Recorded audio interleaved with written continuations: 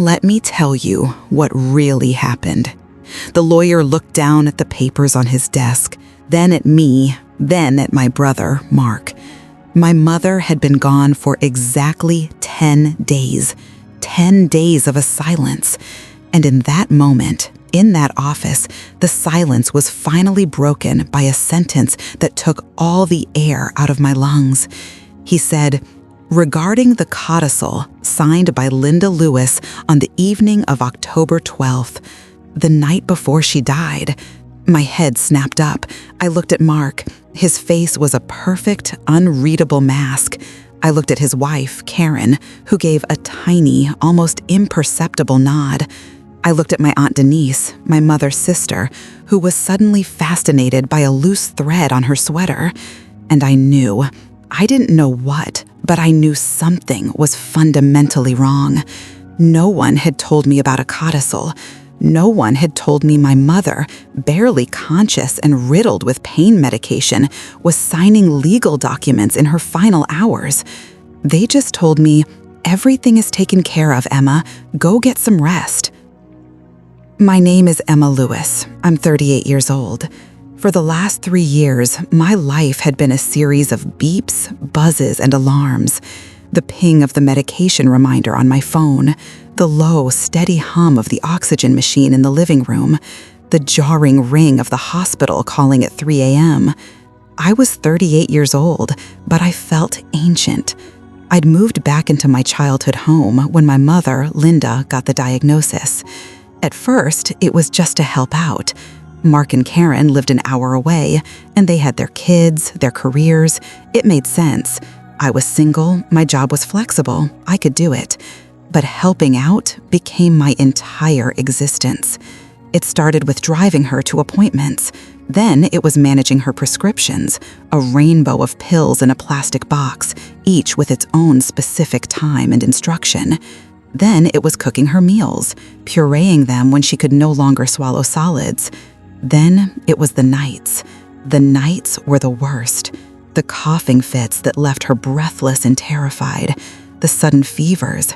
The time she'd wake up in a fog of confusion, not knowing where she was. And I'd have to sit on the edge of her bed, holding her hand, and talk her back down. "It's me, Mom. It's Emma. You're home. You're safe." I was the one who held the basin when she was sick. I was the one who learned to change the dressings on her bed sores. I was the one who slept on the lumpy pull-out couch in the living room, my ears tuned to every sound from her bedroom down the hall. My brother, Mark, was the golden child. He always had been. He was the successful one, the one with the perfect family and the big house. Mom's face would light up whenever he called, which wasn't often. When he did visit, it was for an hour, maybe 2. He'd sit in the good armchair, the one I wasn't allowed to put my feet on as a kid, and he'd talk about his job, his latest promotion, his son's soccer tournament.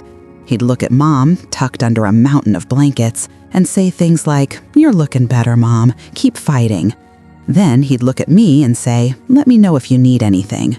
I never knew how to respond to that. What was I supposed to say? I need a night of uninterrupted sleep? I need someone to talk to who isn't a doctor or a pharmacist? I need you to see what's actually happening here? So I'd just nod. "We're okay. Thanks for coming, Mark." Karen, his wife, was a different story. She was a master of subtle pressure. She'd walk into the house and her eyes would scan everything, a silent inventory. She'd rearrange the throw pillows. She'd bring Mom a bouquet of expensive scentless lilies and put them just out of her reach. She'd say things to me in a low, conspiratorial whisper when Mom was napping. "You must be so tired, Emma. You know, Mark and I were talking. We found this wonderful facility, top-of-the-line care." Every time I'd shut it down, "Mom wants to be home," and Karen would sigh, a long, put-upon sound. Of course, it's just a lot for one person to handle. It wasn't an offer of help, it was an accusation. It made me feel like my exhaustion was a failure. My mother knew I was tired. In her moments of clarity, she'd see it. She'd grab my hand, her grip surprisingly strong. "Emma," she'd say, her voice raspy, I don't know what I'd do without you." "You don't have to," I'd tell her. "I'm right here." We had conversations during those long, quiet afternoons. She told me things. She'd look around the small, familiar living room, at the worn floral sofa and the gallery wall of mismatched family photos. "This house," she'd say, "it's held all our memories. It's your home, Emma. It's always been your home." She told me I was to have her wedding rings. The simple gold band and the small, perfect diamond. "Your grandmother gave them to me. I want you to have them." She told me about the savings bonds she'd bought when I was born. "For you, for your future, for a fresh start when this is all over." These weren't vague promises. They were statements of fact. They were the things that kept me going. They were the acknowledgement of my sacrifice. She saw me. She knew what I was giving up, and she was making sure I would be okay. That's what I believed. The last week was a blur. She was transferred to the hospital for the final time. The doctors called it end-of-life care. It was a sterile, beige room that smelled of antiseptic and fading hope. I was there. I slept in the uncomfortable visitor's chair, my neck permanently kinked. I learned the nurses' names. I knew how to adjust her pillows just right. I was the one who moistened her lips with a sponge when she could no longer drink. Mark and Karen came on the last day. I remember being so exhausted I could barely form a sentence. Aunt Denise was there too. She'd been in and out, mostly wringing her hands in the hallway. It was around 7 p.m. The nurse had just given Mom another dose of morphine. She was drifting, her breathing shallow. Denise put a hand on my shoulder. "Emma, you look like you're about to collapse. Go home. Get a real night's sleep. We're here. We'll call you if anything changes." Karen nodded, her expression one of deep, practiced concern. "She's right. You can't pour from an empty cup. We've got it from here." Mark just stood by the window, his back to me. I didn't want to go. A primal part of me screamed to stay. But I was so tired, so bone-deep weary that my body felt like it was made of lead. Maybe they were right. What could I do anyway, besides watch her sleep? "Are you sure?" I asked, my voice cracking. "Positive," Denise said, already gently steering me toward the door. "We'll call you, promise." I drove home in a daze. The familiar streets looked strange, like a movie set. I walked into the empty, silent house, and the quiet was deafening. I fell into my own bed for the first time in what felt like years, and slept a heavy, dreamless sleep. The call came at 6:02 a.m. It was Mark. His voice was flat. "She's gone, Emma." Just like that. I threw on clothes and raced back to the hospital, my heart pounding with a strange mix of grief and guilt. I should have been there. I should have stayed. When I got to the room, the bed was empty, stripped. A nurse was wiping down the bedside table. Mark, Karen, and Denise were gathered by the nurses' station, filling out paperwork. I walked up to them, my whole body trembling. What happened? "It was peaceful," Denise said, not meeting my eyes. "She just slipped away." Karen patted my arm. Her touch felt like ice. "It's all taken care of, Emma. All the arrangements. Mark handled everything." "But when?" I stammered. "Did she wake up? Did she say anything?" Mark finally looked at me. His eyes were red-rimmed, but his expression was closed off. "No, she was sleeping. It's done. Let's just go home." No one mentioned a lawyer. No one mentioned a will. No one mentioned a codicil. They just said, "Everything is taken care of." And like a fool, I believed them. I thought they meant the funeral arrangements. I thought they were trying to spare me the bureaucratic details in the immediate aftermath of my grief. I didn't realize they were locking a door and hiding the key. Which brings me back to that lawyer's office, 10 days later. Mr. Davies, a man my mother had used for 30 years, looked over his spectacles. As I was saying, the codicil, signed on October 12th, makes a few amendments to Mrs. Lewis's original will. My heart was beating a frantic rhythm against my ribs. I could feel the blood draining from my face. He continued, his voice a dry monotone.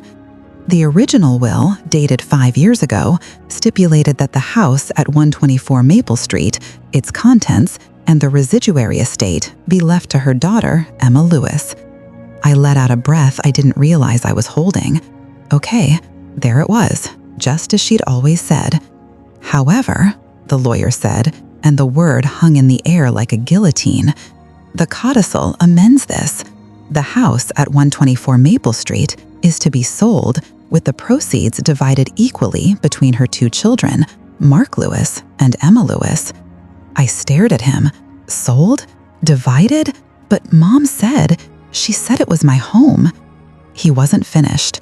Furthermore, the savings bonds held in trust are to be liquidated and also divided equally between Mr. Lewis and Mr. Lewis. The bonds for my fresh start. And finally, he said, shuffling the last page, the jewelry, specifically the wedding set of 1 gold band and 1 diamond engagement ring, is to be given to her daughter-in-law, Karen Lewis, as a family heirloom to be passed down through her son's line. The room went silent. I couldn't breathe. It felt like the floor had dropped out from under me. Karen's rings? The rings my grandmother wore? The rings Mom promised me? I looked at Karen. She was examining her fingernails, a small, tight smile playing on her lips. She didn't look surprised. She looked satisfied. I turned to Mark. Mark? My voice was a whisper. What is this? This isn't right. He finally looked at me, and his face was a mixture of pity and annoyance. Emma, this is what Mom wanted. It's right here in black and white. She wasn't herself that night, I stammered, my mind racing back to the hospital. She was on so much medication. How could she sign this? Mr. Davies was there, Mark said, his voice clipped and final. He and Aunt Denise were witnesses. He wouldn't have let her sign if she wasn't of sound mind. Right, Mr. Davies? The lawyer cleared his throat again, looking uncomfortable. Your mother understood the changes she was making. She confirmed her wishes to me. I felt like I was going insane. It made no sense. None of it. Why would she do that? Why would she take away every single thing she had ever promised me, the person who had put their life on hold for 3 years, and split it with the son who barely showed up? And why, for the love of God, would she give her mother's rings to Karen? I looked at Aunt Denise, my last hope for an ally. Aunt Denise, you were there. Tell me what happened. She finally looked up from her sweater. Her eyes were filled with a deep, swimming guilt, but her words were a brick wall. It's what she wanted, Emma. It was her final wish. We have to respect that. She looked away again. You should just let it go. Let it go. The 2 most dismissive words in the English language. I stood up, my chair scraping against the floor. The sound was violent in the quiet room. 3 pairs of eyes looked at me. 1 annoyed, 1 smug, 1 ashamed. None of them looked sorry. None of them looked like they were on my side. I was the one who was there, I said, my voice shaking with a rage that was so cold it felt like ice water in my veins. For 3 years, I was there. Karen spoke, her voice syrupy sweet. And we are all so grateful, Emma, but your mother wanted to be fair. Fair? The word ripped out of my throat. This is fair? Mark stood up then, towering over me. Don't do this, Emma. Don't make this ugly. We're just honoring Mom's wishes. He was telling me to be quiet, to accept it, to be the good, responsible daughter one last time and swallow the poison they were feeding me. I walked out of that office without another word. I didn't trust myself to speak. I walked past the receptionist, through the heavy glass doors, and out into the blindingly bright afternoon. The grief for my mother was a raw, open wound, but now there was something new festering inside it, a sharp, jagged feeling of betrayal. They had pushed me out of the room. They had waited until I was gone. And in the dark, in her most vulnerable moment, they had taken everything. And the worst part, the part that twisted in my gut like a knife, was that they wouldn't even tell me why. The drive home to the house that was no longer my home was a blur of traffic lights and angry tears. I kept replaying the scene in the lawyer's office, the smug look on Karen's face, the way Mark used the phrase "mom's wishes" like a shield, the way Aunt Denise couldn't even look at me. I pulled into the driveway of 124 Maple Street and just sat in the car, the engine off. The house looked exactly the same. The porch swing I'd painted last summer, the rose bushes my mom and I had planted together years ago, now dormant for the winter. It looked like my home, but the lawyer's words echoed in my head. To be sold, proceeds divided equally. I felt like a ghost. I had been haunting my own life for 3 years, and now I was being evicted from the premises. I finally forced myself to go inside. The house was cold. I'd been so used to the constant low hum of the oxygen machine, the warmth from the extra blankets, the smell of chicken broth simmering on the stove. Now, it was just still. The silence I'd once craved now felt oppressive. My phone buzzed. It was Mark.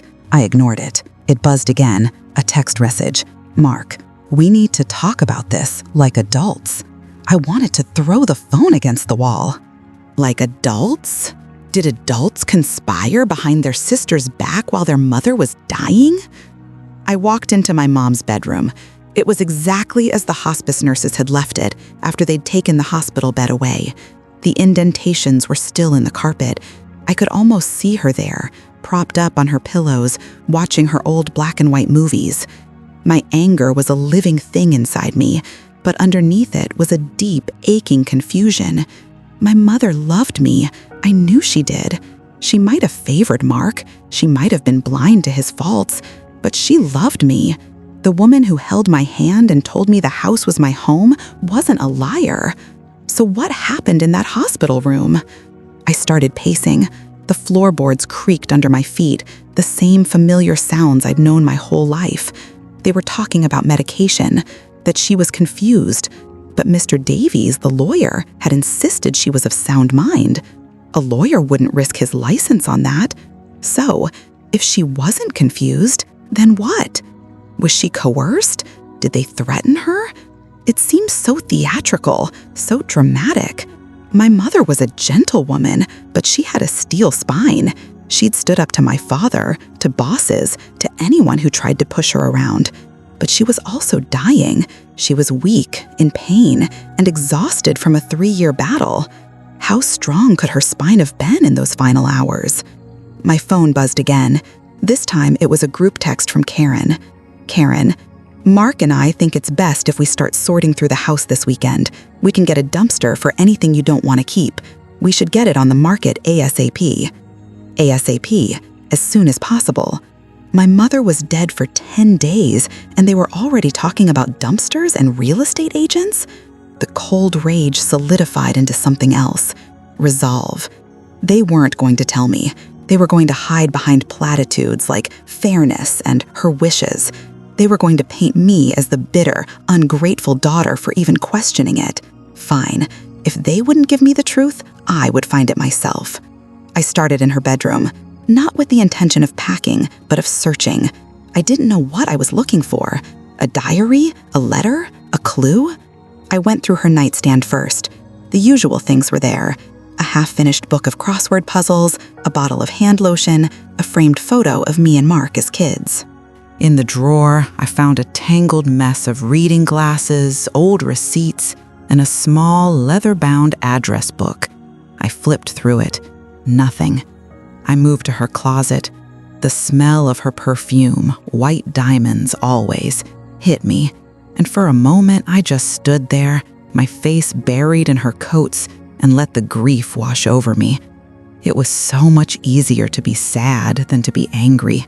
Sadness was soft and familiar. This anger was sharp and new, and it didn't fit right. I pulled myself together. I went through the pockets of her jackets and cardigans. I found crumpled tissues, a few stray cough drops, a grocery list from a month ago. Nothing. I sat on the edge of her bed, feeling defeated already. Maybe they were right. Maybe I should just let it go. What would finding the truth even accomplish? The will was legal. The house would be sold. Karen would get the rings. All I would have is the bitter satisfaction of knowing why. And then I looked at the cedar chest at the foot of her bed. It was an old, heavy thing my grandfather had made. It's where she kept the special things, our baby blankets, my first ballet slippers, Mark's high school diploma. It was the family time capsule. We rarely ever opened it. I knelt on the floor and lifted the heavy lid. The scent of cedar and mothballs filled the air. On top was the quilt her own grandmother had made. I carefully lifted it out. Underneath were neatly folded stacks of our childhood things. I started digging. My hands brushed against my old, worn copy of the Velveteen Rabbit. I saw the bronzed baby shoes that belonged to Mark. $5,000 from my mother's savings account to another account, an account held jointly by Mark and Karen Lewis. I sank back on my heels, the paper shaking in my hand. $5,000 every month for 2 years. That was $120,000. I thought back to all the times Mark had called, the brief, cheerful conversations, the times he'd visited, full of talk about his big projects at work. He never once mentioned needing money. He'd cultivated this image of success, of being the son who had it all figured out. It was a lie. My mother hadn't just been supporting me by letting me live here. She'd been bankrolling my brother's entire lifestyle. I kept digging through the envelope. There were more documents, credit card statements, not mine, but copies of Mark's. The balances were staggering. Expensive dinners, resort vacations, designer clothes for Karen. He wasn't just in a little trouble, he was drowning in debt. And then I found the letters. They were drafts, written on my mother's personal stationery, folded and refolded. Some were crumpled, as if she'd balled them up and then smoothed them out again. They were addressed to Mark. The first one, dated about a year ago, was gentle. My dearest Mark, I'm a little worried about these constant transfers. Is everything all right? Your father and I always taught you to live within your means. Please call me so we can talk. The next one, a few, the dust motes dancing in the single beam of light from the attic's grimy window seemed to freeze. My breath hitched. My fingers, still clutching the brittle edges of the bank statements, felt numb and distant, as if they belonged to someone else. $120,000. The number didn't just sit on the page, it lifted off. A three-dimensional specter filled the cramped, stuffy space under the eaves. It pulsed in the oppressive silence of the house, a silence that was no longer just the absence of my mother's labored breathing, but the presence of a colossal, suffocating lie. I sank back on my heels, the rough wooden floorboards pressing into my knees. The scent of cedar and old paper was suddenly sickening. No, it can't be. But it was. I smoothed the first statement out on the floor. September, 2 years ago. There it was, a wire transfer for $5,000 to Mark's account. The memo line in the bank's sterile font read, "Family support." I grabbed the next one. October, another $5,000. November, December, a relentless, sickening rhythm. Month after month, a hemorrhage of money from the account Mom had always called her rainy day fund. The rain, it seemed, had only been falling on my brother. My hands were shaking now, a fine tremor that started in my fingertips and radiated up my arms. I fumbled with the small stack of letters that had been tucked behind the statements. They were on Mark's corporate letterhead, the expensive, cream-colored paper feeling obscene in my hands. The first one was dated just before the payments began. "Mom," it started, his familiar, looping script looking deceptively casual. "I'm in a bit of a tight spot. A deal went south. Just a cash flow issue. Nothing to worry about. I wouldn't even ask, but Karen and I are looking at this new development, and we need to show deeper liquidity. Could you possibly help me out? Just for a few months. I'll pay it all back with interest, I swear." A tight spot. I let out a sound that was half laugh, half sob. A memory, sharp and jarring, cut through the haze. A Tuesday, maybe a year and a half ago. I was in the kitchen, on the phone with the mechanic. The transmission on my 10-year-old Civic had finally given up. "It's gonna be $2,000 minimum," the mechanic had said, his voice tinny over the speakerphone. Mom had overheard from the living room. "Oh, sweetie," she'd called out, her voice thin but clear. "We just can't swing that right now. The medical bills, you know." I knew, of course I knew. I was the one who sorted them into towering piles on the dining room table. So I said okay. I took the bus for a month, adding 2 hours to my daily trips for groceries and prescriptions. I taped a plastic bag over the passenger side window that wouldn't roll up. I made it work. We made it work. We didn't have $2,000 for my car, but she had $5,000 a month for his liquidity. The rage came on slowly, then all at once. It was a physical sensation, a hot, coiling thing in the pit of my stomach. My body felt like it was made of lead. I read the next letter, my eyes scanning the words with a horrible, detached clarity. This one was 6 months later. The tone had shifted. The breezy confidence was gone, replaced by a raw, pleading desperation. "Mom, I don't know what to do. They're calling me every day. Karen can't know the extent of this. It would destroy her. It would destroy everything. Please, I know I promised, but I just need a little more time." It was all there, a 2-year timeline of his failure, of his lies, of him slowly, methodically draining our mother dry. And she had let him. She had listened to my penny-pinching reports from the grocery store, nodding with a sad, tired look on her face, all while she was bankrolling his charade of a perfect life. The rings, Karen would get so much use out of them. The bonds, it's only fair to split them. The house, it's best to sell and move on. It wasn't about fairness. It was never about fairness. It was a bailout. The codicil wasn't a deathbed wish. It was the final, desperate payment on a debt I never knew existed. Mark hadn't just received $120,000 in cash. He had orchestrated one last massive withdrawal. He was taking the house, my house, the only thing I had left, to cover the rest of his losses. And he had used my exhaustion, my grief, my trust to do it. He'd sent me home to get a good night's sleep. The thought was so cold, so utterly venomous, it shocked me out of my stupor. I stood up, my knees cracking in protest. I looked around the attic, at the boxes of my old school projects, my father's fishing gear, a lifetime of memories gathering dust. This house wasn't just brick and mortar. It was the container for my entire life, for the 3 years of sacrifice I had poured into it.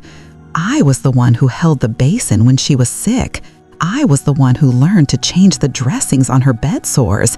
And I was the one who slept on the lumpy pull-out couch in the living room, my ears tuned to every sound from her bedroom down the hall, while Mark was writing letters begging for cash. And then I thought of Aunt Denise, her fidgeting hands, her inability to meet my gaze in the lawyer's office, the way she'd clutched her purse to her chest like a shield. She knew. She must have known. Mom probably confided in her. Denise had sat there, watching me get hollowed out by Mr. Davies's words, knowing the real sordid reason behind it all. She wasn't just a witness, she was an accomplice. My breath came in ragged bursts. For a moment, all I wanted to do was grab my phone, call Mark, and scream. I wanted to hear him stammer and lie when confronted with the evidence in my hands. I wanted to hear the panic in his voice. But then I pictured his face, cool, controlled, a perfect, unreadable mask. He would deny it, he would twist it, he would tell me I was hysterical, that I was misinterpreting things, that I was letting my grief cloud my judgment. He would say what he always said. That's not how Mom saw it. He would use our mother as a shield, just as he always had. No, a frantic phone call was what he would expect. It would give him the upper hand. It would make me the emotional, irrational sister, and him the calm, reasonable brother trying to manage her. My gaze fell on an old, dusty box labeled household paperwork. I knelt and pried it open. Inside were old tax returns, appliance warranties, and a thin, faded folder with a business card clipped to the front. Miller and Finch, attorneys at law. Eleanor Vance, Esquire. I remembered her. Eleanor Vance, a sharp, no-nonsense woman in her 50s who had helped my mother draft her original will, the real will, years ago, right after my dad died. Mom had liked her. She doesn't suffer fools, she'd said. My anger, which had been a wild, roaring fire, began to cool and harden. It became something focused, something sharp. It was a rage so cold it felt like ice water in my veins. The grief was still there, a permanent ache behind my ribs, but this new feeling was a weapon. I carefully folded the bank statements and Mark's letters, placing them back in their manila envelope. I clutched it to my chest. This wasn't just an envelope of papers, it was ammunition. It was the truth. Downstairs, the grandfather clock in the hall chimed 4. The sound, once a comforting heartbeat in the house, now sounded like a timer. I walked out of the attic, pulling the string to the single bulb, plunging the space back into darkness. But for me, a light had just been switched on. I wasn't just a grieving daughter anymore. I wasn't the tired, dutiful caregiver. I was the one who knew, and I was going to burn their whole lie to the ground. The grief didn't vanish. It simply changed shape. The gaping, hollowed-out sorrow that had owned me for days was gone. In its place, something solid and cold began to form in my gut, a dense, heavy stone of rage. The bank statements were fanned out across the living room rug, a mosaic of my own foolishness. 12 pages for the first year, 12 for the second, 24 wire transfers, 24 betrayals, $5,000 every single month for 2 years. The numbers blurred, but the total was seared onto my brain. $120,000. My brother, the self-made man with the corner office and the European vacations, had been bleeding our mother dry, and she had let him, willingly. I picked up one of the letters again, my fingers tracing the shaky cursive. It was from early on, just after the second transfer. "Mark, my love," it began. "I've sent the money as you asked. Please be careful. This has to be the last time. Your father would be so disappointed to see you in this kind of trouble. I pray this is enough to fix things." It wasn't. It was never enough. Suddenly, 1,000 tiny memories clicked into place with a series of jarring, painful snaps. Mark's visits, always so brief. He'd breeze in, kiss Mom's forehead, and tell her she was a fighter. He'd never stay for more than an hour. I always thought it was because he couldn't stand to see her so sick. The reality was so much uglier. He wasn't visiting a sick mother. He was making a collection. I remembered a conversation from last summer. I'd come into Mom's room with her lunch tray, and she was just hanging up the phone, her face pale and drawn. "Was that Mark?" I'd asked. She just nodded, avoiding my eyes. "He's working on a big project, very high stakes." High stakes. The words tasted like venom in my mouth now. Was that his code for gambling debts? A business deal gone south? It didn't matter. The result was the same. He had lied, and she had paid. And me? I remembered the week my only pair of sneakers had finally given out, the sole flapping with every step. I'd used duct tape to hold them together for 2 more weeks because I felt too guilty to ask Mom for $60 for a new pair. $60. It was a joke, a cruel cosmic joke. While I was patching my shoes with tape, my mother was wiring Mark a sum that could have replaced every shoe I'd ever owned. The air in the house, once filled with the oppressive silence of loss, was now charged with a different energy. It was the silence of a crime scene. Every object held a new, sinister meaning. The worn armchair where Mom sat to write her checks, the phone she used to listen to Mark's lies. This house, 124 Maple Street, wasn't my inheritance. It wasn't my reward for 3 years of service. It was the final asset to be liquidated to cover my brother's spectacular failure. The codicil wasn't about fairness. It was a bailout. My body felt like it was made of lead. I sat there on the floor for what felt like an hour, surrounded by the evidence of my family's conspiracy. The shock was wearing off, replaced by a clarity so sharp it hurt. Mark was the architect, Karen the gleeful beneficiary. But they couldn't have done it alone. They needed an accomplice. Aunt Denise. Her face swam in my memory, a perfect portrait of guilt. The way she couldn't meet my eyes in the lawyer's office, the frantic, pointless fiddling with the cuff of her sweater. She was the witness. She was in that hospital room the night they sent me home. Go get some rest, Emma. We'll stay with her. We'll call you if anything changes. They called, all right. They called the next morning to tell me she was gone. They just left out the part about the lawyer who had visited in between. I stood up, my joints cracking in protest. The papers on the floor were no longer a mess. They were ammunition. I carefully gathered the bank statements and the letters, slid them back into the brittle manila envelope, and folded the flap. My hands weren't shaking anymore. What are you going to do? The question echoed in the empty house. I wasn't going to call Mark. He would just lie. He was a professional. I wasn't going to scream or cry or break things. That's what they expected. The emotional, exhausted daughter falling apart. No, I was going to be calm. I was going to be cold. I was going to be the person they had unknowingly created in that stuffy, wood-paneled office. A woman with nothing left to lose. I grabbed my car keys from the hook by the door. I knew where I was going. Aunt Denise lived 15 minutes away, in a tidy little colonial with aggressively cheerful flower boxes. The path of least resistance. She was the weak link, and I was going to break her. The drive was a blur. The familiar streets of my hometown felt foreign, painted in shades of betrayal. I kept my eyes fixed on the road, my knuckles white on the steering wheel. My own reflection in the rearview mirror was a stranger, a woman with hard eyes and a jaw set like concrete. The engine hummed, a low growl that matched the feeling in my chest. With every red light, with every turn of the wheel, the plan became clearer.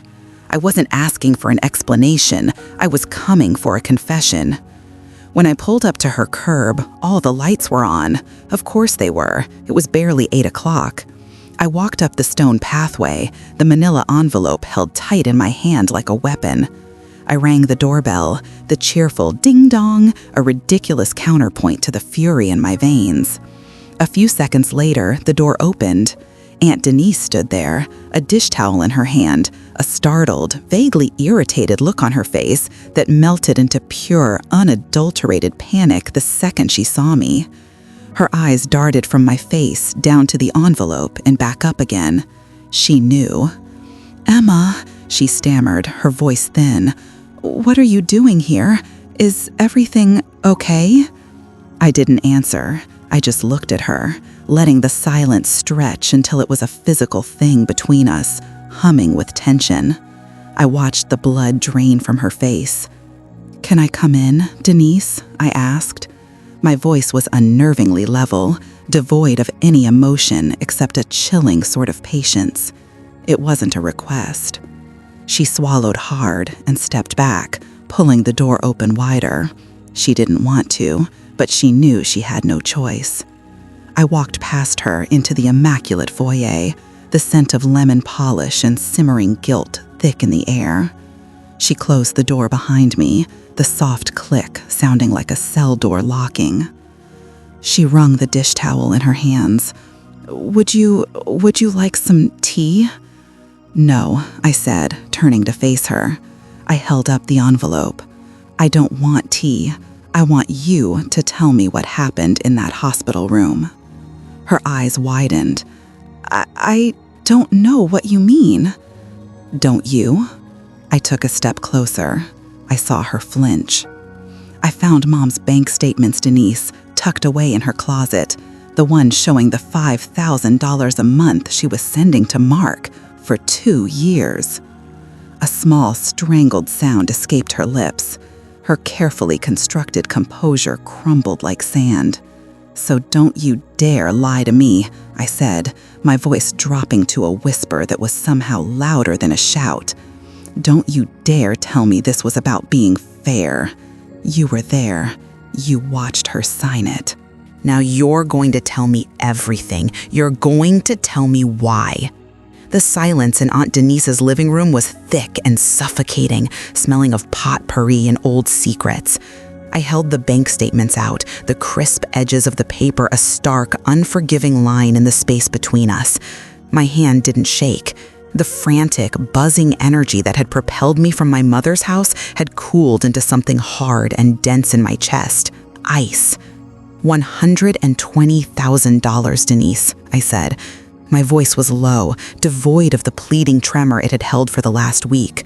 That's what this is, a bailout, not a dying wish. Her eyes, which had been darting around the room, finally snagged on the papers. She flinched as if they were a weapon. Her carefully constructed facade of gentle sympathy shattered, revealing the raw guilt beneath. Her hand went to her throat, fiddling with the delicate chain of her necklace, a nervous habit I'd seen 1,000 times. "Emma, I don't know what you're talking about," she stammered, but the lie was flimsy, pathetic. It dissolved in the air before it even reached me. "Don't," I said, the single word sharper than a slap. "Don't you dare lie to me again. I sat here on this floral couch and you let me cry. You watched me tear myself apart wondering what I did wrong. And you knew the whole time." I took a step forward and she shrank back into the chintz cushions. The statements rustled in my hand. Proof. "Mark was failing," I continued, laying out the facts like a prosecutor. His business, the perfect life he and Karen built, it was all a house of cards. Mom knew. She was sending him money for 2 years, trying to keep him afloat. And when she knew she was dying, when she knew the secret fund was drying up, he came for more. I jabbed a finger at the papers. This wasn't enough. He needed the house. He needed my bonds. He needed it all. A sob finally broke from her, a wretched, gasping sound. He was going to lose everything, Emma. His house, the kids. And what about me? The question hung in the air, a guillotine. What was I going to lose? Oh, that's right. Everything. The home I was promised, the security I was promised, the last 3 years of my life I gave, thinking it meant something. Her face crumpled. The tears came freely now, streaking her foundation. "It wasn't supposed to be like this." "Then tell me what it was supposed to be like," I demanded, my voice dropping to a whisper that was more menacing than any shout. "Tell me what happened in that hospital room after you sent me home. Tell me everything." She looked at me, her eyes pleading for an escape she didn't deserve. I offered none. I just stood there, a statue of cold fury, and waited. And finally, she broke.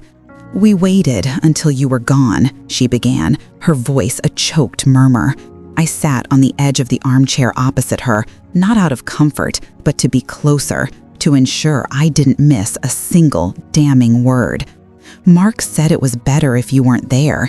that you'd get emotional, that you wouldn't understand. Understand. The word was a bitter pill. The stuffy, floral room around me faded away, replaced by the sterile beige of the hospital, painted by Denise's words. I could smell the antiseptic, hear the quiet, rhythmic beep of the heart monitor. Mark showed up not 20 minutes after you left, Denise said. Karen was with him, and Mr. Albright, the lawyer. I was shocked. I asked what was going on, and Mark just put a hand on my arm and said, "It's okay, Aunt Denise. Mom and I need to sort some things out." She described my mother, small and frail against the starched white pillows, her breathing shallow. Her eyes were cloudy with morphine, but they darted towards the door, looking for me. "Where's Emma?" Mom had asked, her voice a reedy thread. "She went home to get some rest," Mark had said, his voice smooth as honey. He sat on the edge of her bed, taking her hand. Karen hovered near the window, a silent, grim-faced sentinel. "She's exhausted. You and I both know she needs it." And I knew. Of course Mom would have accepted that. It was the one excuse she would never question, because she saw my exhaustion every single day. It was the perfect weapon to use against her. Mark started talking, Denise whispered, twisting her hands in her lap. He told her his biggest client had pulled out, that the bank was calling his loans. He laid it all out, Emma. He told her he was facing foreclosure, that he and Karen and the kids would be on the street. He was crying, real tears. I pictured it. My brother, the golden child, whose success was the bedrock of family pride, finally admitting his failure. But not as a confession, as a tool of manipulation. Linda just kept looking at him, Denise continued, her gaze fixed on the past. She looked so lost. She said, "But the house is for Emma. I promised her the house." Her voice was so weak, honey, so weak. That's when Mark played his final card. "And Emma will have a house," he'd insisted, his voice rising with theatrical desperation. "She's smart, she's capable, she'll be fine. But my kids, Mom? What about my kids? I'm begging you, this is the only way to make it fair, to make sure we all survive this." Make it fair. The words echoed the lie he had told me in the lawyer's office. He had rehearsed his lines. Denise's narrative faltered. She took a shuddering breath. Karen started crying then too, that quiet put-upon way she has. And she said, "Linda, we don't want to be a burden, but Mark is right. We don't know what to do." And then she mentioned the rings. My blood ran cold. She said, "Your grandmother's rings. It would just mean so much to have a part of the family with us, to pass down." It was so calculated. I saw the scene in perfect, horrifying clarity. A pincer movement, Mark with his manufactured panic, Karen with her greedy, sentimental poison. They flanked my dying mother, a pack of wolves closing in. "What did my mother say?" I asked, my throat tight. Denise shook her head, fresh tears spilling. She didn't say anything for a long time. She just looked from Mark to Karen, and then she looked at me. Her eyes, oh God, Emma, her eyes were begging me to do something, to stop them. "And what did you do, Denise?" The question was ice. She finally looked at me, her face a mask of self-loathing. "I looked away," she confessed, her voice cracking. "I looked at my shoes. Mark is my nephew. Linda is my sister. I didn't know what to do. He was so convincing. I thought, maybe he was right. Maybe you would be okay." She chose the path of least resistance. She chose to believe the comfortable lie. She abandoned my mother. She abandoned me. "Mr. Albright had the papers ready," she mumbled. "The codicil." He read it out loud. Mark held a pen for Linda. Her hand was shaking so badly. She tried to sign, but her signature, it was just a scratch, a jagged line. "It doesn't even look like her name. "Is she of sound mind?" the lawyer had asked, a flicker of professional duty in the face of the unfolding horror. And Mark, without missing a beat, had answered for her. "She is. This is her wish. This is what she wants." My mother hadn't said a word. She just closed her eyes, as if signing the paper had taken the very last bit of life she had left. The story was over. The potpourri in the air was cloying, sickening. I stood up, the bank statement still in my hand. Denise watched me, her face blotchy and ruined. "I'm sorry," she wept. "Emma, I am so sorry. I should have stopped him. I should have called you." I looked down at her, a mess of weakness and regret on her expensive sofa. I felt nothing, no pity, no forgiveness, just a vast, empty clarity.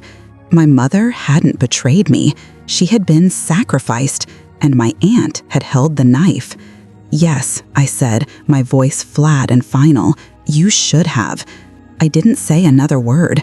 I turned and walked out of her perfectly curated living room, leaving her alone with the ugly truth. I closed the front door behind me with a quiet click.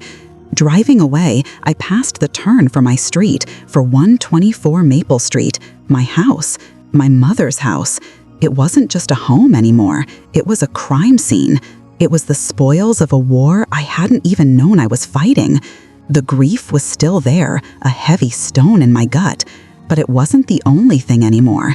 It had company now, a cold, sharp-edged resolve.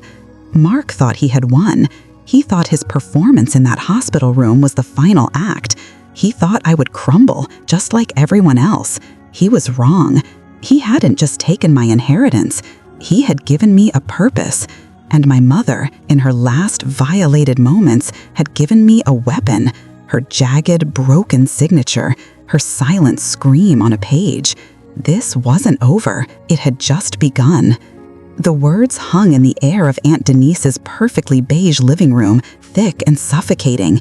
They cornered her, Emma. They didn't give her a choice. I watched the shame curdle on my aunt's face, her eyes darting everywhere but at me. She had confessed. She had handed me the missing piece, the ugly, jagged truth of it, and in doing so, had shattered the last fragile remnant of the family I thought I had. I didn't say goodbye. I didn't offer a word of comfort or condemnation. I simply stood up, my body feeling like it was made of lead, and walked out her front door. The click of the lock behind me was a period on a sentence I never wanted to read. The drive back to 124 Maple Street was a blur. The familiar streets, the neighbors' houses lit against the encroaching dusk, the giant oak tree on the corner. It was all a movie playing on a screen, distant and unreal. My world had shrunk to the space inside my beat-up sedan, to the hum of the engine and the frantic replay of Denise's words in my head. A weak hand, a shaky pen, a jagged line. I saw it. I saw my mother, drowning in a fog of morphine, her body a battlefield of betrayals. I saw Mark, her golden child, his face a mask of manufactured concern, spinning a tale of financial ruin. I saw Karen, perched like a vulture, her hand probably resting on Mom's arm in a gesture that looked like comfort, but was really an anchor, holding her down. "It's for the best, Linda. We have to protect the family. Emma will understand. She's strong." The words they must have used echoed in my head, a venomous chorus. She's strong. It was the excuse they'd always used to justify their neglect. Emma can handle it. Emma will figure it out. Emma will sacrifice. I had worn my strength like a badge of honor, a testament to my love for my mother. I never realized they saw it as a tool, a convenience. I pulled into the driveway, the crunch of gravel under my tires the only sound in the deafening silence.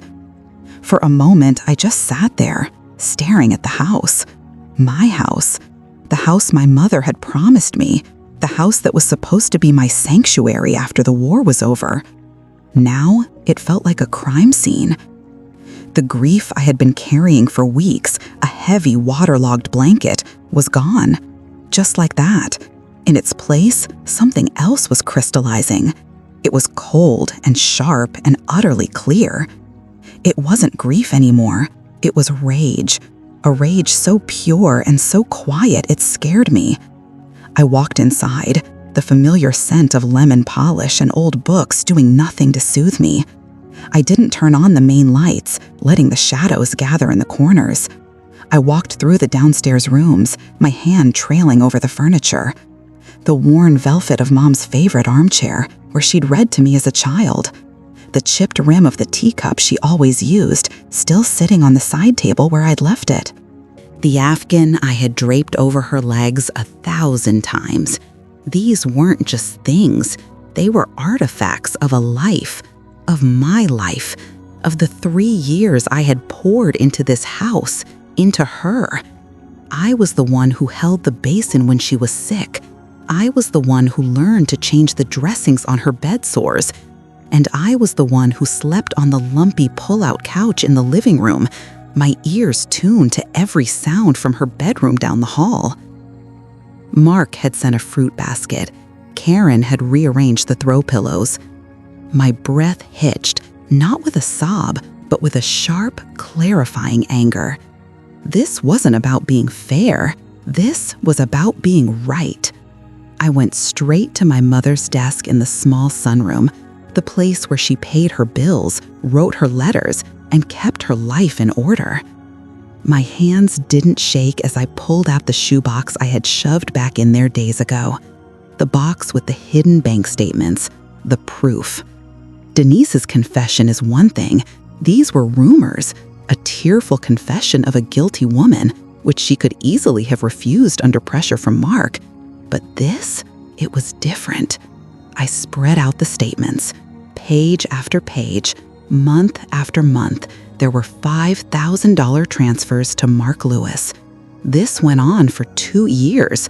$120,000 taken from my mother's savings were spent to support my brother's deceitful life. This addition was not a change of decision. It was a final, desperate rejection. He bled her dry while she was alive, and when there was nothing left to take, he took care to deprive her of her possessions. He stole my future to pay for his past. And I understood. Right then, sitting in the oppressive silence of the house, I realized what I had to do. The grieving daughter is gone. Tired, the executive nurse left. There was a completely different person sitting at this table. I took out my laptop, and the screen lit up with a cold blue light in the dim room. My fingers ran over the keyboard, typing words I thought I'd never have to learn. Contesting the will, undue influence probate law, financial coercion of the elderly. The results were a fire hose of legal jargon, but I found what I was looking for. I needed a lawyer. Not Mr. Albright, the family's folksy, compliant attorney who had drafted the codicil without so much of a phone call to me. He was either incompetent or complicit. I needed a shark. I found a firm in the city that specialized in contentious estate litigation. The website was sleek and aggressive. The testimonials were from people just like me, blindsided, betrayed, and looking for a fight. My heart hammered against my ribs, not with fear, but with a cold, thrilling purpose. I picked up my phone and dialed the number. A crisp, professional voice answered on the second ring. "Finch & Associates, how can I help you?" I took a breath. My own voice, when it came out, was steady, unwavering. "My name is Emma Lewis. I need to speak with an attorney about contesting a codicil to my mother's will on the grounds of undue influence and coercion." There was a brief pause, the sound of typing. "We have an opening for a preliminary consultation tomorrow afternoon at 3 p.m. with Miss Davies. Would that work for you?" "Yes," I said. "That's perfect." After I hung up, I sat in the silence for another minute. The bank statement spread before me like a battle plan. Step 1 was complete. Now for step 2. I opened a new text message, my thumb hovering over Mark's name. His smiling profile picture, taken on some beach vacation he'd probably paid for with Mom's money, stared back at me. My first instinct was to unload everything: Denise's confession, the bank statements, the raw fury that was burning a hole in my chest. No, don't show them your hand. Let them think I was still the sad, tired little sister they could steamroll. Let them walk into the trap. I typed out the message, my words deliberate and devoid of emotion. Mark, we need to meet, all of us, you, me, and Karen, at Mr. Albright's office, tomorrow at 10 a.m. I hadn't, of course, but Albright would make time. He owed me that much. The 3 dots appeared almost instantly. He was rattled. Good. His reply came a moment later. What's this about, M? Is everything okay? That little diminutive, M, the patronizing pat on the head, the feigned concern. It was a jarring reminder of how he'd always seen me, as someone small, someone to be managed. My fingers were ice cold as I typed my response. You'll find out then. I hit send. Then I stood up and began to gather the bank statements, stacking them into a neat, damning pile. I placed them in a manila envelope, the flap sealing with a definitive click. This was my ammunition. I was done crying. I was done being tired. I was done being strong for them. My mother couldn't fight for herself in that sterile beige hospital room, but I could fight for her now. Let them walk into that room thinking they had won. I would be waiting. The world outside my car was infuriatingly normal. The setting sun painted the clouds in soft peaches and pinks, the kind of gentle beauty Mom used to love. People were walking their dogs. Kids were riding bikes on the sidewalk. They were all living in a world that made sense, a world where the ground stayed solid beneath your feet. Mine had just turned to quicksand. I drove the 10 minutes from Aunt Denise's house in a state of chilling clarity. The frantic, hot rage that had been boiling inside me since the lawyer's office had finally cooled. It hadn't disappeared. No, it had solidified, hardened into a block of solid, clear ice in my chest. It was a rage so cold it felt like purpose. They held her hand down. Denise's tear-choked words echoed in the humming silence of the car. She was so weak, Emma. She tried to pull away. I gripped the steering wheel, my knuckles white. The grief was still there, a deep, aching wound, but now it was surrounded by this new, cold fury. It wasn't just grief anymore. It was fuel. When I pulled into the driveway, 124 Maple Street didn't look like home. For 3 years, it had been my entire universe, a sanctuary, a hospital, a prison. Now it looked like a crime scene. The familiar sag of the porch swing, the overgrown rose bushes Mom and I had meant to prune last spring, the welcoming glow of the porch light I'd left on. It all felt like a facade, a stage set for a tragedy. I walked inside, and the silence that greeted me was different too. It was no longer the oppressive, heavy silence of loss. It was expectant.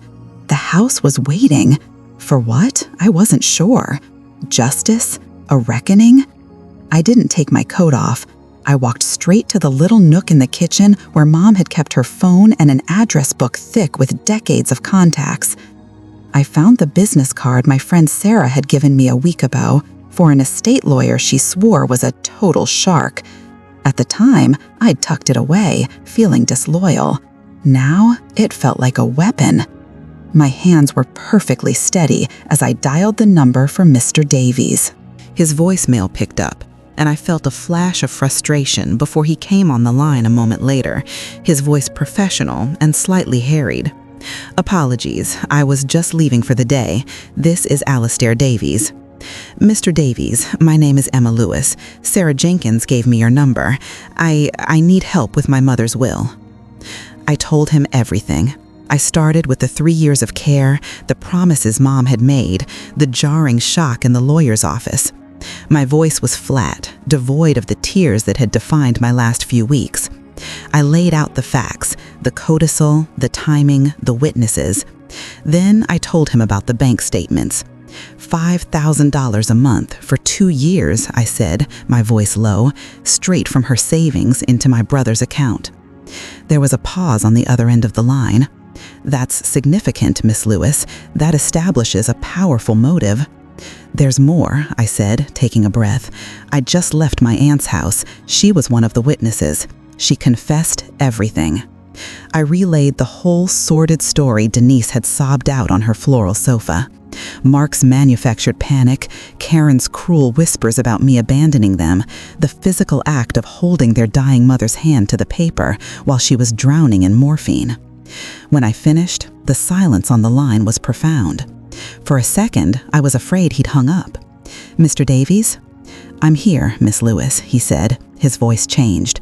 The harried edge was gone, replaced by the same cold focus I felt in my own chest. "What you've just described is the textbook definition of undue influence, coercion of a testator who lacks capacity.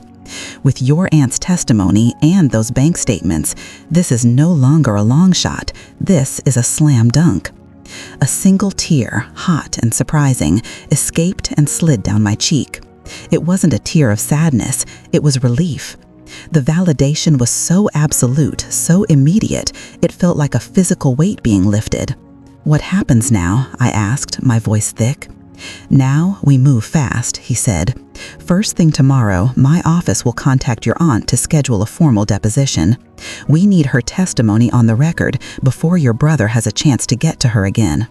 Once we have that, we send a letter of intent to Mark and Karen's lawyer. We present them with our evidence, the statements, the deposition, and give them one chance to settle. They agree to invalidate the codicil and restore the original will, or we take them to court. And trust me, Miss Lewis, the public discovery process of a court case will be far, far messier for them than it will be for you." Messy. The word was a promise. "Okay," I said. "Just that one word. Get some rest if you can," he advised. "Don't contact any of them. Let me handle it from here." We hung up, and I stood in the silent kitchen, the phone still in my hand. For the first time since Mom died, I felt like I could breathe. The path ahead was going to be ugly, a war path paved with family secrets and legal documents. But it was a path. It was solid ground. Just then, the doorbell rang. The sound was a jarring, unwelcome shock, ripping through the quiet resolve I'd just found. My heart hammered against my ribs. Who? I crept to the living room window and peered through the blinds. A sleek, dark gray SUV, Mark's car, was parked behind my beat-up sedan in the driveway. And there they were, standing on the porch, bathed in the yellow light. Mark and Karen. My first instinct was to hide, to pretend I wasn't home, just as Mr. Davies had advised. But then I looked at them. Mark, shifting his weight, trying to look patient. Karen, her arms crossed, her head tilted as she peered at the front door with an air of ownership. The ice in my chest hardened further. No, I wasn't going to hide. Not in my own home. Not anymore. I walked to the door and pulled it open. Mark's face broke into his signature practiced smile. "Em, hey, we were just in the neighborhood, thought we'd stop by. You weren't answering your phone." "Because I was talking to my lawyer about how you robbed our mother on her deathbed." "I was busy," I said. My voice was flat. Karen glided past me into the entryway, her perfume cloying and artificial. "Oh, honey, you must be exhausted, this big old house all to yourself." Her eyes skimmed over the living room furniture, not with nostalgia, but with the cold calculation of an auctioneer. "We were just saying, we should probably get a few realtors in here next week, just to get some appraisals. The market is really hot right now, you know." They moved into the living room as if they owned it, as if they had every right. Mark sat on the arm of the sofa, and Karen ran a finger along the dusty mantelpiece, a tiny, smug frown on her face. I just stood there, watching them. It was like seeing them for the first time. The charming, successful brother, the chic, put-together sister-in-law. It was all a costume. Underneath it, they were just thieves, common, greedy thieves who had preyed on a dying woman. I saw my mother in the hospital bed, her skin like paper, her breath a shallow whisper, and I saw them leaning over her, their faces twisted with avarice. "We don't want to drag this process out," Mark was saying, his tone reasonable, paternal. "It's better for everyone to just settle things quickly and move on. It's what Mom would have wanted." That was it. That was the phrase that broke my control. What Mom would have wanted. The rage, the cold, clean rage surged through me. My voice, when I spoke, was quiet. It was steady, and it was colder than anything I had ever heard come out of my own mouth. "Stop talking," I said. Mark faltered, his sentence dying in his throat. He blinked. "What?" "I said, stop talking," I repeated, taking a step toward them. Karen's hand froze over a porcelain figurine of Mom's. "I know what you did," I said, the words hanging in the air like chips of ice. "In the hospital, that night." The plastic smile on Mark's face finally cracked. A flicker of something, fear maybe, danced in his eyes before being replaced by blustering indignation. "Emma, what are you talking about? You're not making any sense. You're upset, we get it." "Don't," I cut him off, my voice sharp as a shard of glass. "Don't you dare pretend you don't know. Don't you dare try to manage me. Not now." Karen's face had gone tight, her lips a thin, bloodless line. She looked from me to Mark, a silent, frantic question in her eyes. I let the silence stretch, enjoying the way Mark's confident posture began to wilt. He wouldn't meet my gaze. "I've hired a new lawyer," I said, letting each word land with deliberate weight. "His name is Mr. Davies. You'll be hearing from him tomorrow." Mark's jaw worked silently. Karen took a small, involuntary step back. The power in the room had shifted. It was palpable. It had flowed from them to me. The victims were no longer the victims. "We're going to talk about what really happened that night," I continued, my eyes locked on my brother. "We're going to talk about the bank statements. We're going to talk about Aunt Denise. We're going to talk about all of it." I walked to the front door and opened it wide, letting the cool night air rush in. "The next time we speak, it will be with our lawyers present," I said. "Now, get out of my house." For a long moment, nobody moved. The three of us stood frozen in the living room of 124 Maple Street. My words, "I'm contesting the will," still hanging in the air like a guillotine. The grandfather clock in the hall, a sound so constant I usually didn't hear it, suddenly ticked with deafening precision, marking the seconds of a new, terrible reality. Mark blinked. Once, twice. It was the slow, deliberate blink of a computer rebooting after a system crash. His face, which had been a mask of condescending pity, was wiped clean. For the first time since the lawyer's office, I saw something real there. Not sadness, not remorse, just pure, unadulterated shock. Karen, however, recovered faster. A small, sharp hiss of a breath escaped her lips. Her perfectly glossed mouth tightened into a thin, ugly line. "You can't be serious," she said, her voice a low, venomous whisper. "Get out of my house," I repeated. My voice didn't shake this time. It was so cold it felt like ice water in my veins, a chilling calm that settled over the frantic, ragged grief of the past week. This was something different. This was purpose. Mark finally found his voice, and with it, his old script. He took a step forward, his hands raised in that placating gesture he'd perfected over the years, the one that said, "Let the reasonable adult handle this." "Emma, stop," he said, his tone shifting into one of deep, pained concern. It was a masterful performance.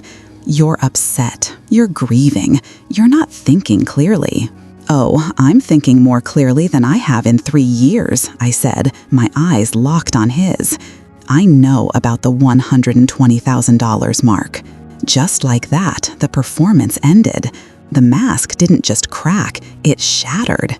The color drained from his face, leaving behind a pasty grayish pallor. Beside him, Karen's manicured hand flew to her chest in a gesture of faux shock that was almost comical. She knew. Of course she knew. I don't know what you're talking about, he stammered. But the lie was flimsy, pathetic. It dissolved before it even left his lips. Don't you? I took a step toward them, feeling a strange, hollow power. Mom's secret bailout. The 2 years of transfers to cover your debts? That's what this was all about, wasn't it? The codicil wasn't her final wish. It was your last desperate withdrawal from the bank of Mom. His jaw worked silently. He looked cornered, trapped. The golden child, stripped of his shine, was just a man drowning in his own mistakes. "This is what you do, Emma," he finally spat, his voice low and ragged with a fury he could no longer conceal. "You make everything ugly. You have to be the martyr. Mom wanted to help us. She wanted to be fair." The word was a lit match. Fair. "You have no idea what that word means," I said, my voice dangerously quiet. "You weren't here, Mark. You weren't here for the fevers or the bedpans or the nights she cried because she was so scared. You weren't here when she told me this house would be my reward, my safe place. You were just a voice on the phone, a ghost who showed up for holidays with an expensive bottle of wine and a list of excuses. You don't get to talk about what's fair." I pointed toward the front door. My arm felt heavy, but my resolve was iron. I meant what I said. "I have a lawyer. You'll be hearing from him. Now get out."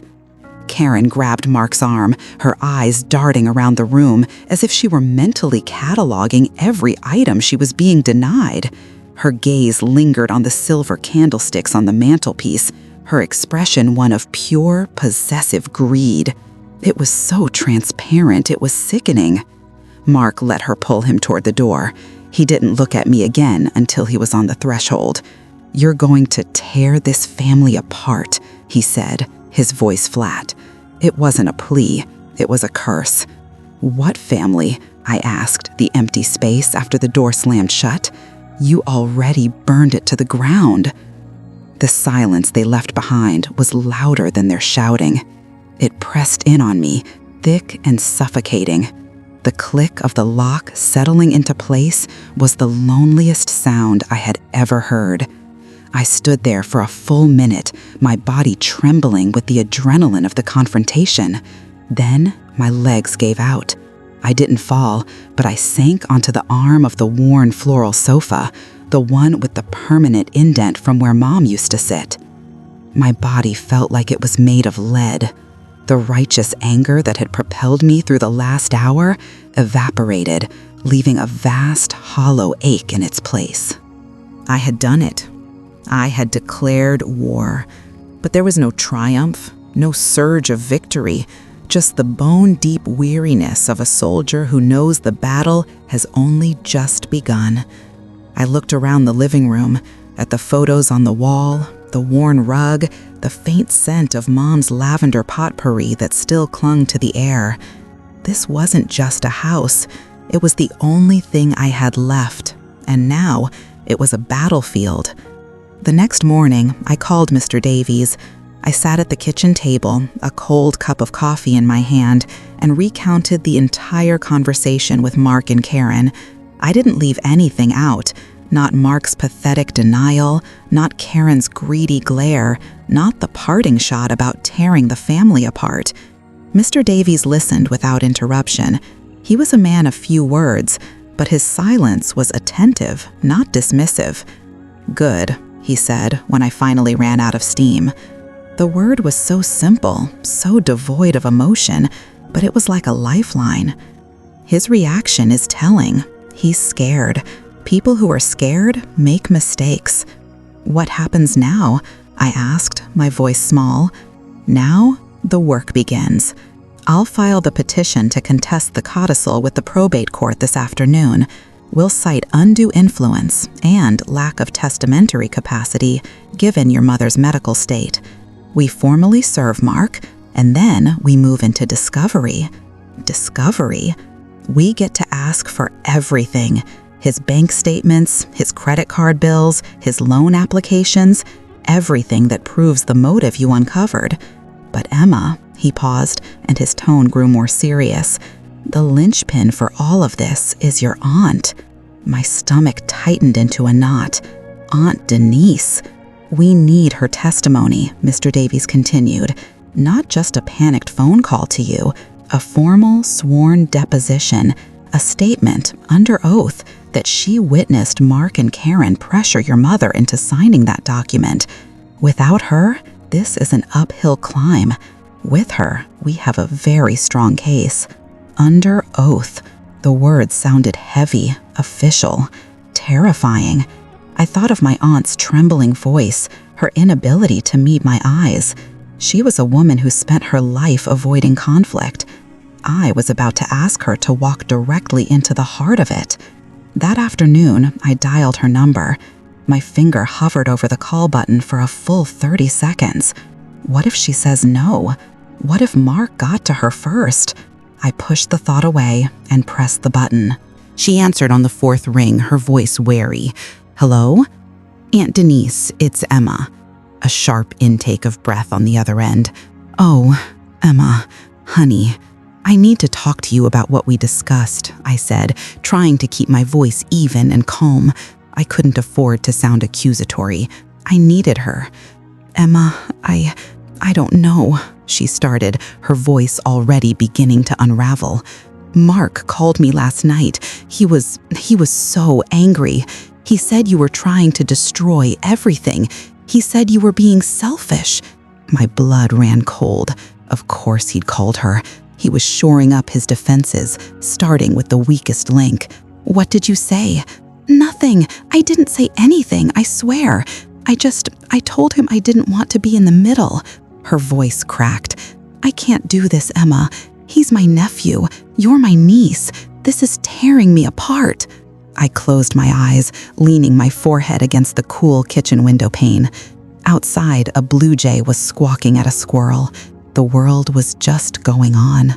"Aunt Denise," I said, my voice softer now, "do you remember when I first moved back home? Mom had just had that fall. You came over, and you told me I was a good daughter. You said Mom was lucky to have me." "I remember," she whispered. "Do you believe that's what she wanted? For the last 3 years of my life to mean nothing? For Mark to get everything after she'd already given him so much? Do you believe the woman you saw in that hospital's room, full of morphine and fear, was the same sister who told you a month earlier that she was leaving me the house so I would always be safe?" There was a long, ragged sigh on the other end of the line. It was the sound of a lifetime of avoidance colliding with one single, unavoidable truth. "No," she said, her voice thick with tears. "No, I don't. My lawyer needs to take a formal statement from you, a deposition. You just have to tell the truth, exactly what you told me. That's all." Silence. The clock in the hall ticked. Tick. Tock. "Okay," she finally whispered. "Okay, Emma, I'll do it." Relief washed over me, so potent it almost made me dizzy. "Thank you." We hung up, and for the first time in days, I felt a flicker of hope. It was fragile, easily extinguished, but it was there. The flicker lasted for 3 days. 3 days of oppressive quiet from Mark and Karen. 3 days of me cleaning the house with a frantic energy, trying to scrub away the memory of their presence. On the 4th day, a courier van pulled up to the curb. A man in a uniform walked up the path holding a thick, legal-sized envelope. My heart hammered against my ribs as I signed for it. It was from a law firm I didn't recognize, Stanton, Finch and Associates. Mark's lawyers. I took it back to the kitchen table, the same spot where I'd made the calls that started all this. My hands trembled as I tore open the seal. Inside was a dense stack of papers filled with impenetrable legalese. But I didn't need to be a lawyer to understand the title on the first page, printed in bold, unforgiving letters: Answer to Petition and Counterclaim. I scanned the document, my eyes catching on phrases that leaped off the page: frivolous and without merit, slanderous accusations, infliction of emotional distress. They weren't just fighting me, they were suing me back. And at the very end, attached as an exhibit, was a sworn affidavit. My breath caught in my throat as I read the name of the person who had signed it. It wasn't Mark. It wasn't Karen. It was my Aunt Denise. The papers fluttered from my hands and landed on the worn floral rug. One sheet, then two, then the final, damning page, the one with her signature, Denise M. Albright. The name, once a source of familial comfort, was now a brand on my skin. My lawyer's careful, professional letter lay forgotten. Mark's slander suit was just noise, a tantrum in legalese. But this was a blade, an affidavit, a sworn statement typed in cold, blocky font, stating that my mother, Linda Lewis, had been of sound mind and body, that she had signed the codicil willingly, free from any pressure, that she had expressed her desire for fairness and for both her children to share her legacy. It was a perfect, neat legal document designed to gut my entire case. And my aunt had signed it? The air left my lungs in a single silent gasp. My knees gave out. I didn't fall so much as fold, collapsing onto the floor beside the scattered pages. The silence in the house was deafening, a physical pressure against my eardrums. It wasn't the quiet of an empty home anymore. It was the silence of a tomb. No, the word was a thought, not a sound. She wouldn't do this, not after she cried with me, not after she held my hand and said she was sorry. I crawled on my hands and knees, my body feeling like it was made of lead, and picked up the affidavit. I read it again, my eyes scanning the lines, searching for a loophole, a mistake, a sign that this was some horrific forgery. But I knew her signature, the way the D looped extravagantly, and the A was a sharp, decisive peak. It was hers. The memory of her in my kitchen just days ago was so vivid it was jarring. Her red-rimmed eyes, the crumpled tissue in her fist, the whispered confession, smelling of stale coffee and shame. "We sent you home, Emma. Mark said it was the only way." That confession was the single plank I had clung to in a raging sea of betrayal. And now she hadn't just let go of my hand. She had pushed my head under the water. A rage so cold it felt like ice water in my veins began to crawl up my spine. It was a different kind of anger than the one I felt for Mark. That was fury at an entitled thief, a stranger who happened to share my blood. This was the sharp, splintered agony of treason. She had looked me in the eye. She had let me believe I had an ally, a witness, a single person in this God-forsaken family who knew the truth. Was it all a lie? Was her guilt-ridden performance just that? Had she gone straight from my kitchen to Mark, telling him everything I planned to do? She's going to fight it, Mark. She knows. The thought was so vile, so reptilian, that I felt a wave of nausea.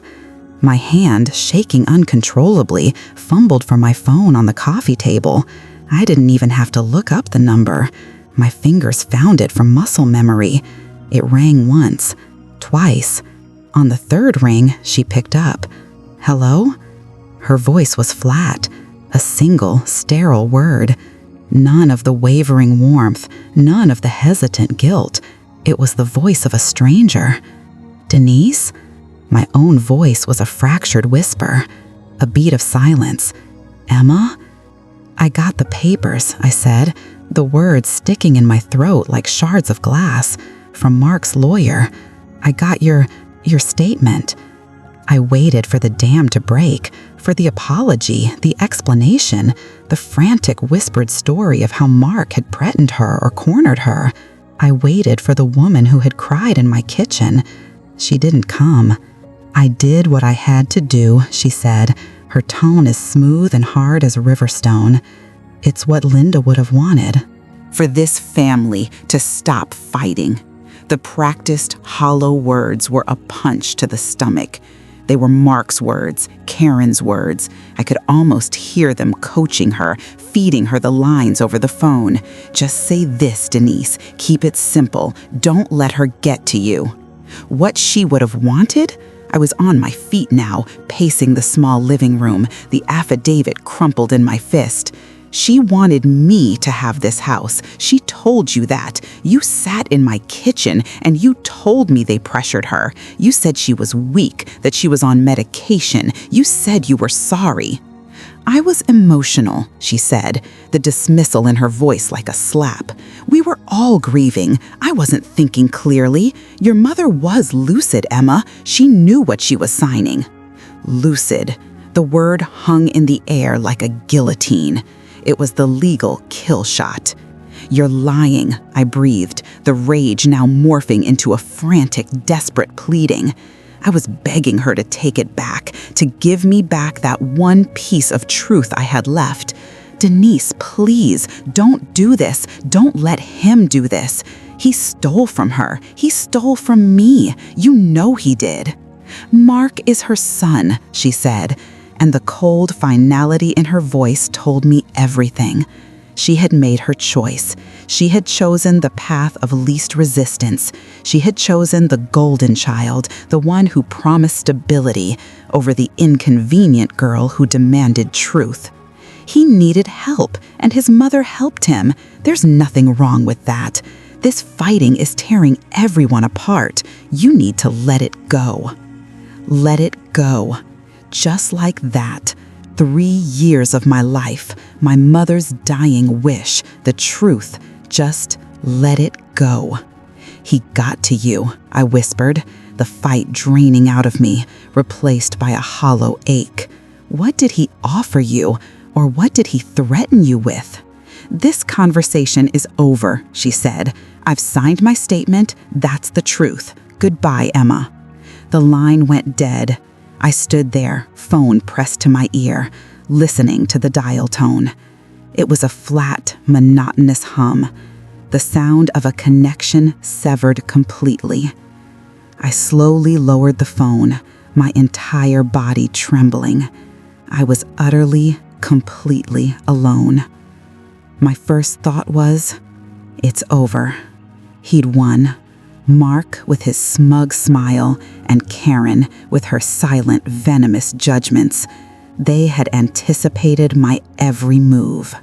They had identified my only weakness, my belief that a shred of decency remained in our family, and they had systematically destroyed it. My fingers, clumsy and numb, dialed Mr. Davis's number. His assistant put me through immediately. "Emma," he said, his voice calm and steady. "I assume you've received the package." "She signed it," I choked out, sinking onto the arm of the sofa. "Aunt Denise, she signed an affidavit against me. She said Mom was lucid. She said it's the truth." I heard him take a slow, deep breath on the other end of the line. He wasn't surprised. A man like him was never surprised. "I'm sorry, Emma," he said, and for the first time, he sounded less like a lawyer and more like a person. This is a common tactic. Isolate the plaintiff, turn their own support system against them. It's ugly, but it's effective. "So that's it?" I asked, my voice cracking. "I lose? He gets the house? He gets the money? He gets away with all of it because she lied for him?" "It doesn't mean we lose," he said, his professional tone returning. "It means the hill we have to climb just got significantly steeper. Her testimony would have been our cornerstone. Now, her affidavit is theirs. We can still challenge it. We can depose her, question her under oath. We can try to prove she's lying or that she was coerced into signing it." "She won't crack," I said, picturing her hard, set face, hearing her dead, flat voice. They've gotten to her. She's gone. Perhaps, Mr. Davies conceded, which means we have to pivot. We can no longer rely on a confession of undue influence. We have to prove it with circumstantial evidence. We need to dig. We'll file for discovery. We'll request every financial statement Mark and Karen have from the last 5 years. We'll subpoena phone records from the hospital for that night. We will find the pattern of manipulation, the history of dependency. We just have to work harder to find it. He kept talking, explaining legal motions and timelines, but his words were a distant hum. I looked around the room, at the indentation on the couch where I'd slept for 1,000 nights, at the faint water ring on the side table where Mom's glass always sat, at the photos on the mantel. There was one of Mom and Denise, arms linked, laughing on a beach vacation years ago. 2 sisters, inseparable. A cold certainty settled over me. This wasn't just about a house anymore. It wasn't about the rings on Karen's finger or the money in Mark's bank account. This was about the truth. My truth. My truth. They had tried to erase me from her life, and now they were trying to erase me from her death. They had taken my mother, my home, my past, and my future. They would not take my voice. Emma, are you still there? Mr. Davies' voice cut through the fog. I straightened my back, the crumpled affidavit still clutched in my hand. The trembling had stopped. The despair had receded, leaving behind something hard and clear and cold. Yes, I said, my voice steady. I'm here. Tell me what we do next. The paper in my lawyer's hand trembled slightly, or maybe it was just my vision blurring at the edges. Mr. Davies, a man whose entire demeanor was usually as starched and steady as his shirts, cleared his throat. The sound was a small, apologetic crack in the oppressive quiet of his wood-paneled office. It's a sworn affidavit, Emma, he said, laying the document on the polished mahogany between us as if it were a venomous snake. Signed by your aunt, Denise Gable, notarized yesterday.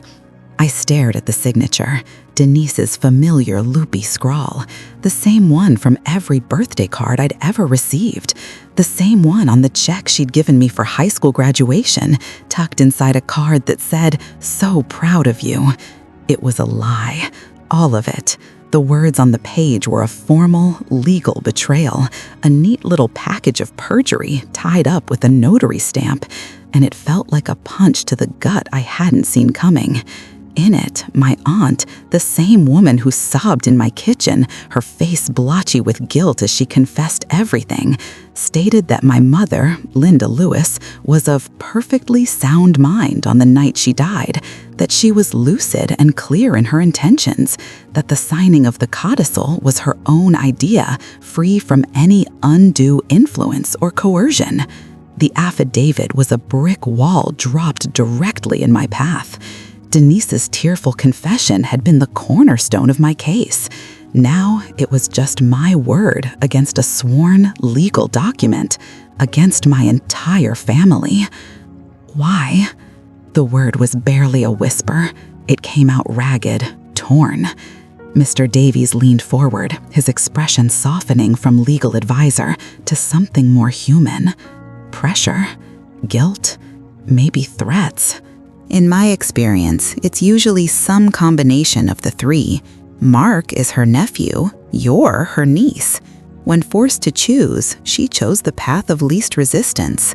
He got to her, I said, the statement flat and dead. My grief, which had been a wild, hot storm, had suddenly frozen over. In its place was something cold and sharp, a clarity that was terrifying. He bought her.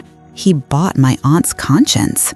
Her testimony would now be considered unreliable at best, Mr. Davies continued gently. She'd be impeached on the stand in minutes. Mark's lawyer would paint her as emotionally unstable, easily confused. They would use this affidavit to shred her credibility, and by extension, yours.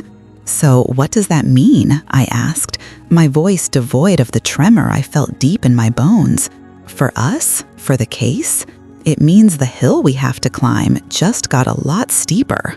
He folded his hands. We still have the bank statements. The pattern of withdrawals is highly suspicious and establishes a clear motive for Mark. Financial coercion is a real thing. But without your aunt to testify about what happened in that hospital room, it becomes circumstantial. Circumstantial. The word hung in the air like a guillotine. It meant my truth was now just a theory. I stood up, my body feeling like it was made of lead.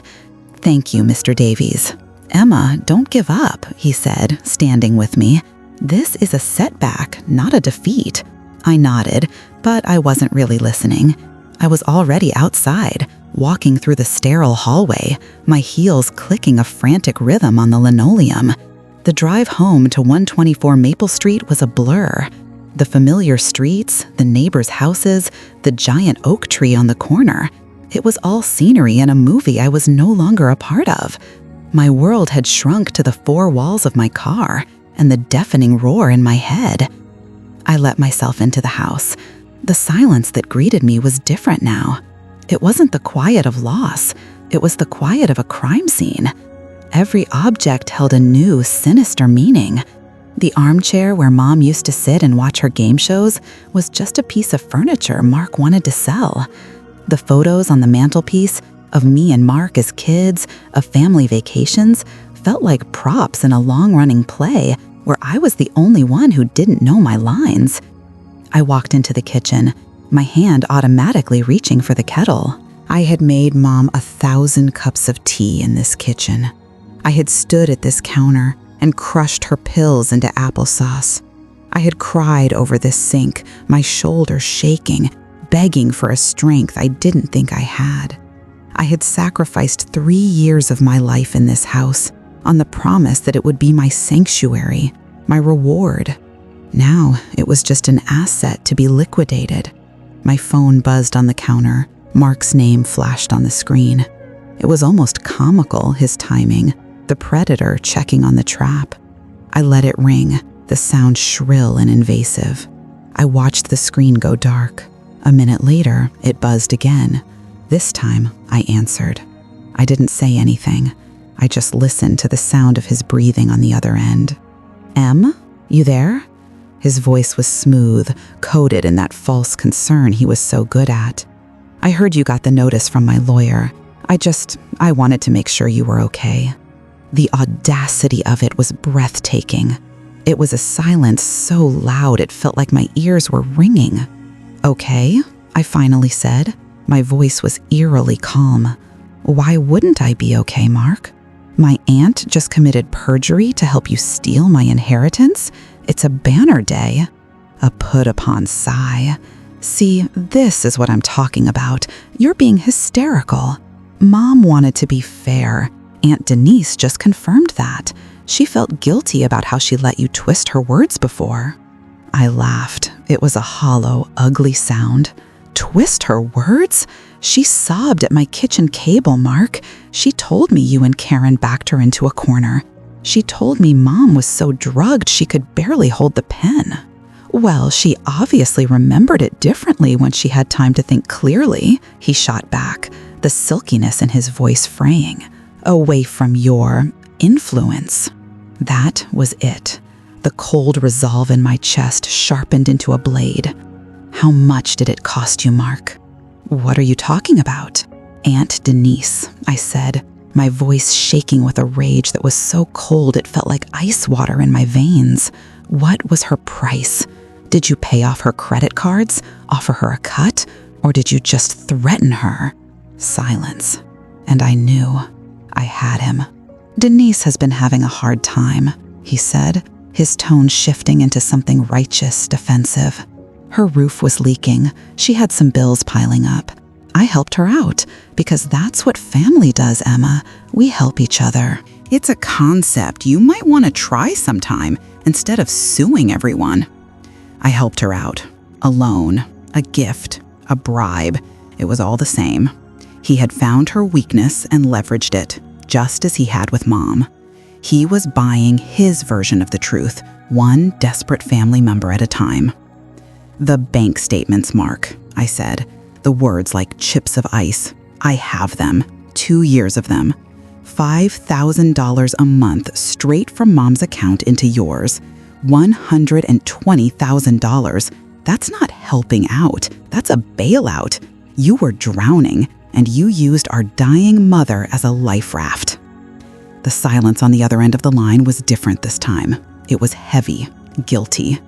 When he finally spoke, the mask was gone. The charming, successful golden child was gone. In his place was the cornered, desperate man from the bank statements. "You have no idea what you're doing," he snarled, his voice low and menacing. "You need to stop this, right now. No. I'm warning you, Emma. If you keep pushing your way, you'll regret it.